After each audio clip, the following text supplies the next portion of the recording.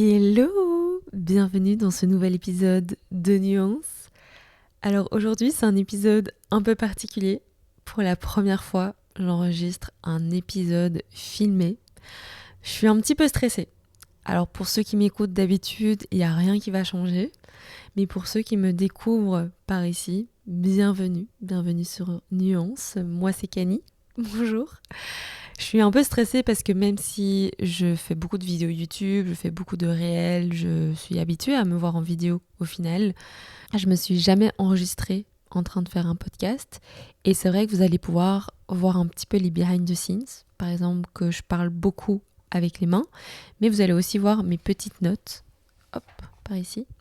Pour les personnes qui suivent les vlogs YouTube, vous savez que j'écris la plupart de mes épisodes sur mon carnet ou dans mes notes dans mon téléphone. Et donc du coup voilà, je voulais juste faire ce petit disclaimer. Je sais que pour les gens qui écoutent, ça n'a aucune importance, mais je pense qu'on entre dans une nouvelle ère de ce podcast. Je suis contente de partager ça avec vous, et sortir de sa zone de confort, c'est quelque chose dont on parle souvent dans ce podcast, faire les choses pour la première fois, prendre des risques, etc., etc. Donc me voilà en train de faire quelque chose de nouveau devant vos yeux. Alors on a enfin entamé le mois de décembre. Enfin je sais pas pourquoi je dis enfin, mais j'ai l'impression que cette année a été très longue et à la fois elle est passée en un clin d'œil. Mais je sais pas, je suis contente d'être en décembre, c'est pour ça que je dis enfin pendant le mois de décembre. Et qui dit mois de décembre dit calendrier de l'Avent. Alors de base, le calendrier de l'Avent, c'est vraiment pour attendre jusqu'à Noël. Et puis en fait, au fil des années, ça s'est transformé en action commerciale parce que oui, faut pas juste s'arrêter au Black Friday, il faut continuer jusqu'à Noël pour enfin recommencer une nouvelle année commerciale. Enfin bref, on ne va pas partir sur ce sujet-là, mais aujourd'hui, j'avais justement envie de parler de ce concept de calendrier de l'Avent, de ce concept d'attendre, et de parler d'un sujet qui, de nouveau, me questionne, ou en tout cas avec lequel j'ai beaucoup de mal, c'est la patience. Alors vous l'aurez peut-être compris en écoutant ce podcast, en regardant mes vidéos YouTube, ou peut-être par rapport à ma communication sur les autres réseaux sociaux, mais je suis quelqu'un qui est de nature assez impatiente. J'adore vivre à du 1000% à l'heure. J'adore quand ma vie est remplie de choses. J'ai même ce qu'on pourrait appeler la FOMO, the fear of missing out. J'ai l'impression que dans cette vie, on n'a pas assez de temps pour faire toutes les choses qu'on voudrait faire. J'ai à la fois envie de lancer mon business, de vivre de ma passion, mais en même temps, j'ai envie de vivre à l'étranger. J'ai envie de reprendre des études. J'ai envie de tester telle ou telle entreprise. Enfin bref, il y a 10 000 choses que j'ai envie de faire. Et je sais pas si c'est quelque chose que j'ai toujours eu, donc que j'ai toujours été impatiente, ou que j'ai toujours voulu que les choses se passent rapidement, ou si c'est plutôt une conséquence du monde dans lequel on vit. On vit dans un monde où on veut aller toujours plus vite, toujours plus rapidement, toujours plus de satisfaction directement. On nous pousse à acheter, on nous pousse à consommer énormément de choses, et c'est sans parler de toutes les plateformes qui nous entourent, que ce soit Instagram, TikTok, YouTube, blablabla. Je pense que le podcast, c'est peut-être limite le seul type de contenu que vous pouvez consommer de façon slow, de façon lente et de façon posée. Et encore maintenant sur Spotify et sur d'autres applications d'écoute, il y a moyen d'accélérer ce que vous écoutez. Donc par exemple, je ne sais pas si vous savez, mais sur Spotify, vous pouvez mettre votre podcast en lecture x1,5 ou en lecture x2, enfin bref. La raison pour laquelle j'avais envie de parler de cette impatience et de cette vie qui va à du 100 à l'heure, c'est pas tant pour vous parler de la slow life, parce que je pense que dans certaines de mes habitudes, oui, je vis une slow life entre guillemets, mais j'ai vraiment une mentalité qui est très rapide et qui est très tout de suite, maintenant, directement. D'ailleurs, c'est quelque chose que mon copain me reproche parfois de temps en temps, c'est que je veux tout de suite. Par exemple, je suis quelqu'un à qui c'est très compliqué d'acheter un cadeau. Pourquoi ? Parce que quand je vois quelque chose et que je l'aime bien, souvent je vais directement l'acheter. Évidemment, je parle de choses que je peux me permettre. Genre, par exemple, si je veux acheter un livre, je vois pas pourquoi j'attendrais avant de me l'acheter. Mais c'est vrai que quand il y a quelque chose qui va me plaire, ou quand je vais passer devant quelque chose où je vais me dire « Ah ok, ça a l'air vraiment sympa, ça a l'air vraiment très pratique », je vais pas réfléchir à 50 000 fois avant de l'acheter. Oui, je vais quand même faire des comparatifs. J'ai pris ça de mon papa qui comparait vraiment toujours tout, qui achetait en seconde main, etc.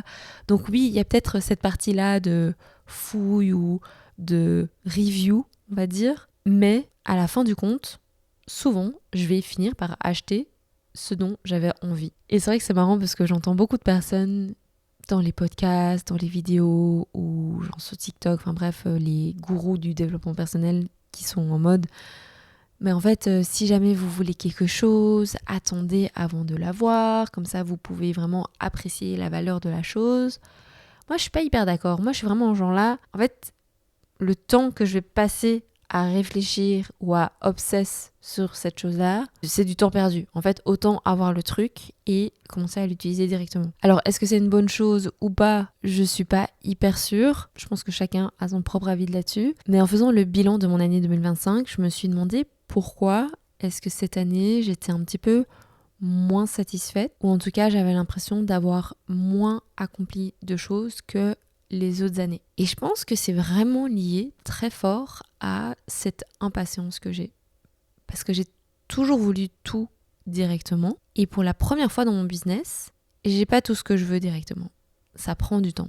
Ça m'a pris du temps de me poser et de me dire, ok, quel type de contenu j'ai envie de créer ? Qu'est-ce que j'ai envie de faire de ma vie ? Qu'est-ce que j'ai envie de faire avec mon business ? Ça m'a quand même demandé des mois de réflexion, finalement. Puis, ça prend du temps avant d'avoir des résultats.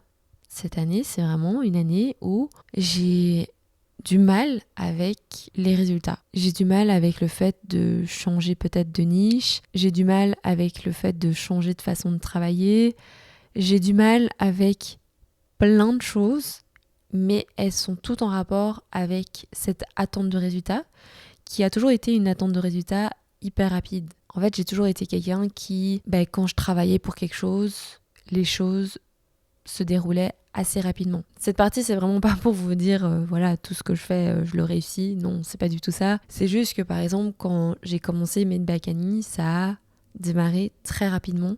Genre, j'ai pas l'impression d'avoir dû galérer pour remplir les ateliers, pour faire de la communication, pour avoir mes premiers clients. Enfin, j'ai l'impression que tout s'est relativement passé vite. Et au final, ces dernières années, mon compte a quand même pris de l'ampleur et ça a été relativement vite. C'est vrai que sur le moment même, quand j'étais en train de le vivre, j'étais là, ouah, c'est lent. Mais avec le recul, je me rends compte que, ouais, en 3 ans, j'étais à 10 000 abonnés et puis maintenant, ça va faire 5 ans, je suis quand même à 50 000 sur Instagram, ce qui est pas rien. Et ouais, donc chaque fois qu'en fait j'avais quelque chose en tête ou chaque fois que j'avais une idée, ça s'est toujours plus ou moins bien mis et cette année, c'était beaucoup plus compliqué.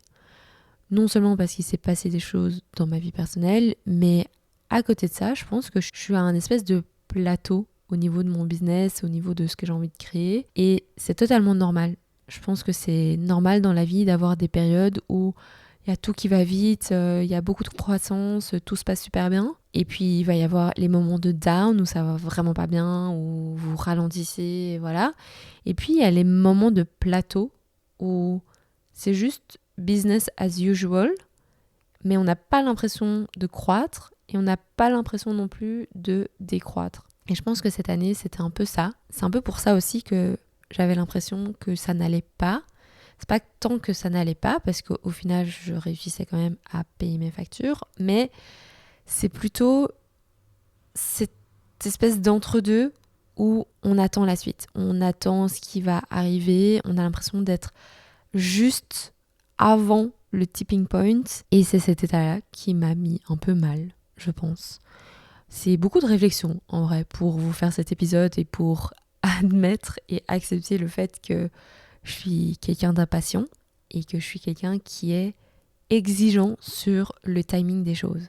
Et ce qui est fou, et je sais que j'en ai déjà parlé dans plusieurs épisodes, mais je trouve qu'on n'en parle pas assez de ce lien corps-esprit. Mais pour les personnes qui ne le savent pas, j'ai une hyperthyroïdie. Et la psychosomatique de cette maladie, c'est justement, j'ai peur d'être en retard sur ma vie. Et c'est exactement ça. Je n'arrive pas à accepter les moments où ça va moins bien et les moments où c'est stable, tout simplement parce que j'ai l'impression qu'il faut toujours aller plus loin, toujours aller plus vite.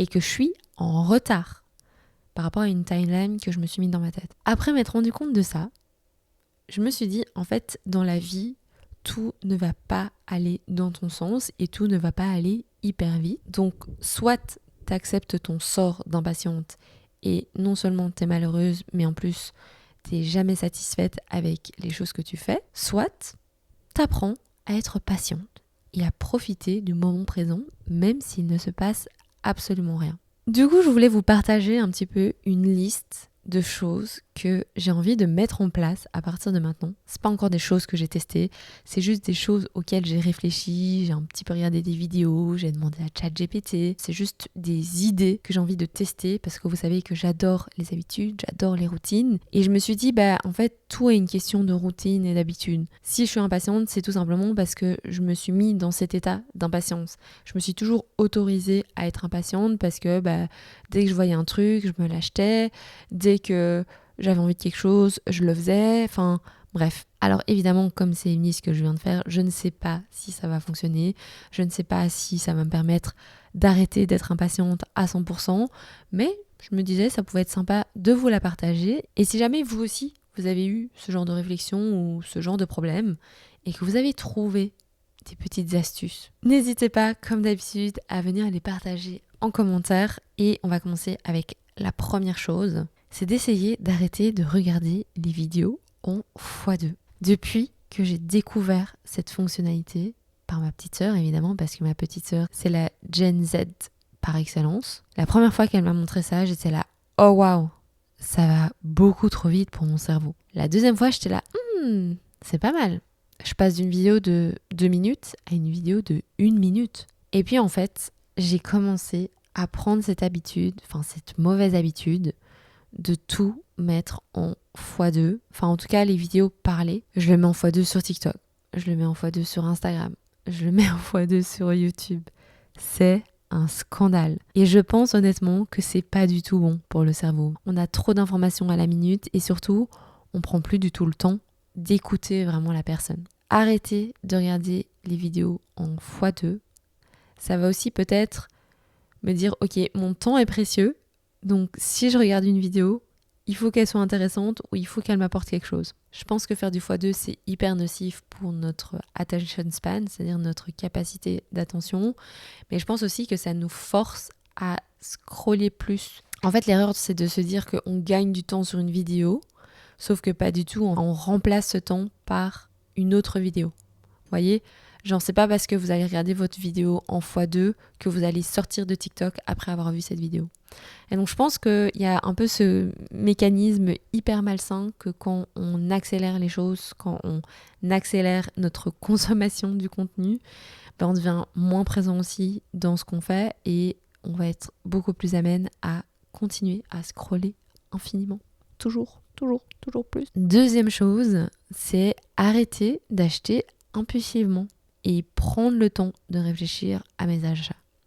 Alors je vais pas dire que j'achète énormément de choses, mais dès que je vais trouver que c'est pratique, dès que je vais voir une vidéo sur Instagram qui, ça a l'air hyper pratique, ça a l'air hyper simple, ça a l'air chouette pour créer du contenu, souvent je vais l'acheter dans la semaine ou dans les 2 semaines. Après, ça veut pas dire que c'est forcément mauvais.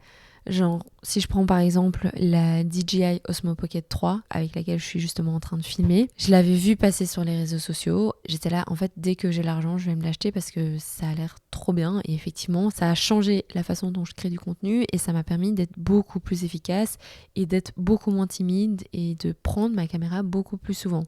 Donc oui, c'était un achat impulsif. Non, c'était pas un achat inutile. Mais par contre, je pense que je serais bien à prendre un peu plus de temps à réfléchir à mes achats. Parfois, j'achète des choses et j'ai même plus la satisfaction de les recevoir. Et c'est ça que je disais au début, quand je disais, il y a plein de gens qui disent que plus vous attendez pour quelque chose et plus vous avez la satisfaction de l'utiliser. Moi, j'ai pas trop ça. Donc, je pense que c'est quelque chose que je dois réapprendre. Donc, réapprendre à yearn, comme on a dit en anglais, genre à attendre avec impatience, avec passion, avec envie. Et puis quand j'aurai la chose, dont j'ai toujours eu envie, je serais très contente. Typiquement là par exemple, j'ai envie de m'acheter le nouvel iPhone. Qu'on ne m'attrape pas la veste s'il vous plaît.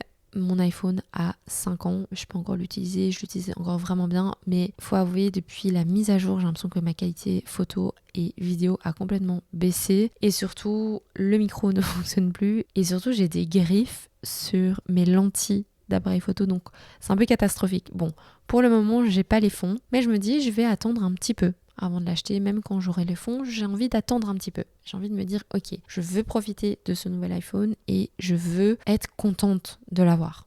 Et de me dire, ok, j'ai travaillé pour, j'ai attendu pour, maintenant, je peux vraiment en profiter. Je sais pas s'il y a d'autres personnes qui sont comme moi, qui achètent tout directement comme ça. Qu'est-ce que vous en pensez ? Est-ce que vous avez déjà essayé d'attendre un petit temps ? Est-ce que ça vous a plu ? Est-ce que ça vous a déplu ? On dirait que c'est un peu les AA, sauf que c'est les, je sais pas, impatients anonymes, les IA.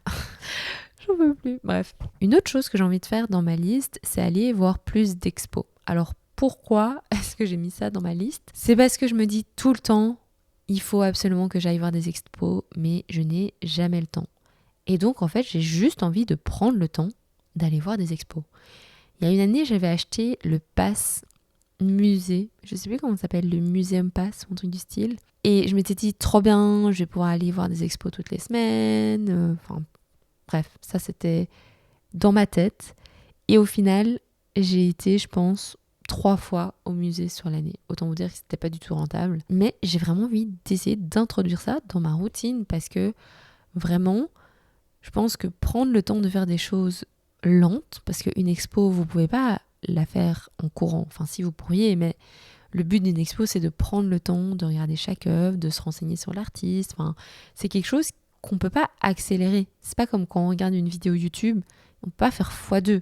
On est obligé de lire, on est obligé de se poser, on est obligé de se déplacer. Donc, le but de cette liste, c'est vraiment de me dire, ok, cocotte, maintenant tu ralentis. Maintenant, t'arrêtes de vivre à 300%. Ensuite, j'ai noté apprendre à m'ennuyer sans mon téléphone. C'est un concept que j'ai lu, il me semble, dans le livre Deep Work de Cal Newport. Je pense que ça vient de là. Je vais vérifier et je le mettrai en description. Mais je pense que ça vient de là et il disait à quel point c'était important de s'ennuyer sans rien. Avoir des pages ou avoir des moments dans sa journée où on s'ennuie. La première fois que j'ai lu ça, je me suis dit, moi je m'ennuie jamais dans ma journée parce que dès que je vais avoir un peu ce petit soupçon d'ennui, je vais dégainer ça. Je vais dégainer mon téléphone. Et je pense qu'il a raison, que c'est important d'apprendre à s'ennuyer parce que c'est comme ça que non seulement voilà, on médite un petit peu, mais aussi nos pensées partent un peu dans tous les sens, on a des idées et ça permet un peu de reset notre cerveau. Parce que là, en fait, comme je m'ennuie jamais, mais mon cerveau, il se repose quand ? À part quand je dors et peut-être quand je fais du sport, mais sinon, mon cerveau est constamment sous un influx d'informations. Genre, il doit surchauffer. Vraiment, je me dis, notre génération, enfin les gens qui passent beaucoup de temps sur les réseaux sociaux, sur les téléphones, etc., il y a trop d'informations. Et à un moment, notre cerveau, il doit freeze, quoi. C'est pour ça que parfois, je suis sur mon téléphone, je scrolle, et quand j'arrête de scroller, je me rappelle même pas ce que je viens de regarder. Donc apprendre à s'ennuyer, je pense que ça va être pas mal, mais je pense que ça va aussi être l'une des habitudes les plus compliquées à mettre en place. Parce que apprendre à s'ennuyer, c'est pas remplacer le téléphone par le livre, même si lire c'est mieux que de scroller sur son téléphone. Le but ici, c'est vraiment d'avoir des moments de blanc dans la journée. Typiquement, être à l'arrêt de bus et attendre son bus. Horrible. Genre si vous regardez autour de vous, tout le monde est sur son téléphone, tout le monde est en train de faire quelque chose, bah là, l'exercice, ça va être de ne rien faire. Je suis déjà fatiguée rien que d'y penser. Mais je pense qu'à la longue, ça doit être vraiment bénéfique. Un peu lié avec cette idée de s'ennuyer, essayer de me mettre des créneaux de rien dans ma journée. Alors, rien, ça veut dire mettre 1 heure où j'ai rien de prévu. Ça va être super difficile. Vraiment, ça va être super difficile parce que moi, en fait, le problème, quand j'ai rien de prévu, souvent, je vais travailler. Ou alors, non, je vais travailler. Genre, chaque fois, j'essaye d'optimiser mon temps et tout ça. Je pense que c'est un peu ambitieux pour moi. Dans le sens où c'est peut-être passer de tout à rien. Mais si jamais vous êtes déjà avancé sur votre chemin de la réhab de l'impatience, je pense que c'est vraiment quelque chose qui nous serait bénéfique à tous. C'est de mettre des plages où on prévoit rien, où on se laisse porter un peu par la vie, où on se dit ok, en fait tous les vendredis matins je ne fais rien et c'est du temps pour moi, c'est du temps pour méditer, faire du sport, enfin même pas faire du sport en fait, parce que faire du sport c'est déjà le planifier, mais juste oui, avoir un créneau, peut-être que ça peut juste être 20 minutes où on ne fait rien. Je sais pas si vous faites partie de cette catégorie de personnes, mais moi je trouve ça vraiment très dur de ne rien faire. J'ai toujours besoin d'être occupée ou de me dire que je suis productive ou de me dire que je sais faire quelque chose, enfin bref. Dernière chose sur ma liste, promis je fais pas ma propre auto-promo, mais vraiment je pense que c'est important et je pense que chaque fois je le répète et chaque fois je l'oublie moi-même, c'est le fait de me mettre plus de hobbies manuels et de moments créatifs dans ma semaine. Je trouve qu'il y a rien de mieux pour ralentir. Je sais pas si vous avez déjà crocheté par exemple. Crocheter, ça prend énormément de temps. Vraiment, la notion de temps, elle est complètement différente quand vous crochetez parce que là, vous vous rendez compte du temps que ça prend pour faire un vêtement. Comment c'est possible d'acheter un vêtement crocheté à l'extérieur pour genre moins de 100 €? Il y a des heures et des heures et des heures qui sont passées dans ce vêtement parce que vraiment, je vous jure, crocheter, je pense que c'est le hobby le plus lent du monde. C'est d'ailleurs pour ça que je l'ai un peu abandonné parce que ça prenait tellement de temps que voilà, genre, j'avais pas la patience de crocheter. Mais tous les hobbies créatifs, tous les hobbies manuels de manière générale vous demandent une patience. Et je trouve que c'est pour ça que c'est marrant et hyper ironique que je vous fasse cet épisode sur l'impatience parce que oui, je suis quelqu'un de très impatient, mais je vends et je donne des ateliers pour apprendre à être patient. C'est pas fou ça? Je devrais être mon propre client en fait. Mais vraiment quand vous peignez, souvent les gens sont là, c'est hyper méditatif, il y a vraiment un côté très relaxant, très méditatif. Mais je pense que la raison pour laquelle c'est aussi relaxant et aussi méditatif, c'est parce que c'est des moments où on prend le temps de ne rien faire, entre guillemets, où notre cerveau a le temps de faire off. Et surtout, on a cette satisfaction de faire quelque chose pendant longtemps pour arriver à un certain résultat. Là, je vais vous parler un peu de couture. Je ne sais pas si vous avez déjà cousu un vêtement ou cousu un projet. Les projets les plus longs en couture sont toujours les projets les plus satisfaisants à porter ou à utiliser dans le quotidien. Vraiment. Parce qu'en fait, on sait tout le temps, toute l'énergie, toute l'attention qu'on a dû mettre dans ce projet. Et ouais, il n'y a pas moyen d'accélérer le processus. Peu importe le hobby créatif, que ce soit le tricot, la peinture, le dessin, tout ça sont des choses que je dois essayer de prendre un peu plus le temps de faire pour justement apprendre à ralentir. Bref, je pense que j'ai déjà exploré pas mal de pistes dans cet épisode. C'est à mon avis un épisode genre partie 1. Parce que là, je me suis rendu compte de cette impatience, de cette envie d'aller trop vite et cette insatisfaction liée à l'impatience. J'ai noté quelques petites pistes de réflexion pour apprendre à ralentir. Maintenant, il faut juste mettre ça en pratique. Et ce serait intéressant de, par exemple, faire un épisode 2 où je vous parle un petit peu de ce que ça a changé dans ma vie, ce que ça a changé dans mon mindset. Est-ce que ça a fonctionné en fait, cette liste? Peut-être que là, cette liste, je vous l'ai faite, mais ça n'a pas du tout fonctionné. Si jamais vous avez des réflexions ou des choses à rajouter dans la liste, n'hésitez vraiment pas à m'envoyer un petit message ou à le mettre dans les commentaires. Ça me ferait super plaisir de vous lire et je pense que ça ferait plaisir aux gens de lire les commentaires aussi. Donc n'hésitez pas. Nous, on se retrouve la semaine prochaine pour un nouvel épisode. Et d'ici là, n'oubliez pas de rester créatif.